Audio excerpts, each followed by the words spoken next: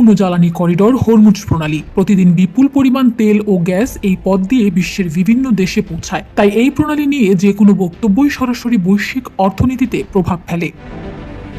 সাম্প্রতিক পরিস্থিতিতে ইরানের পক্ষ থেকে জাতীয় নিরাপত্তা কমিটির প্রধান ইব্রাহিম আজিজি মার্কিন প্রেসিডেন্ট ডোনাল্ড ট্রাম্পকে উদ্দেশ্য করে কড়া বার্তা দিয়েছেন। তিনি বলেছেন, হরমুজ প্রণালী অবশ্যই খুলবে, কিন্তু আপনাদের জন্য নয়।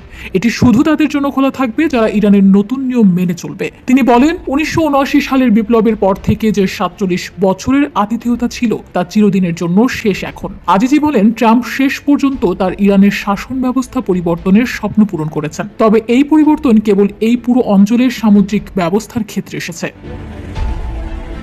এদিকে ইরানের জাতীয় নিরাপত্তা কমিটি হরমুজ প্রণালী দিয়ে চলাচলকারী জাহাজের উপর টোল আরোপের একটি পরিকল্পনা অনুমোদন করেছে বলে জানিয়েছে ফার্স নিউজ এজেন্সি। অন্যদিকে ট্রাম্প বলেছেন, আগামী 2 থেকে 3 সপ্তাহের মধ্যে যুক্তরাষ্ট্র অভিযান শেষ করবে, যখন আমরা নিশ্চিত হব যে ইরান আর পারমাণবিক অস্ত্র তৈরি করতে পারবে না। মঙ্গলবার ওভাল অফিসে বক্তব্য দিতে গিয়ে ট্রাম্প বলেন, ইরান চুক্তি করতে মরিয়া হয়ে আছে, তবে তা হোক বা না হোক আগামী 2 থেকে 3 সপ্তাহের মধ্যেই অভিযান শেষ হবে বলে আশা করছি। সব মিলিয়ে পরিস্থিতি এখনো নিয়ন্ত্রণের মধ্যেই রয়েছে, তবে উত্তেজনা বাড়ছে ধীরে ধীরে। এখন দেখার বিষয় এই কূটনৈতিক টানাপোড়েন শেষ পর্যন্ত কোন দিকে গড়ায়।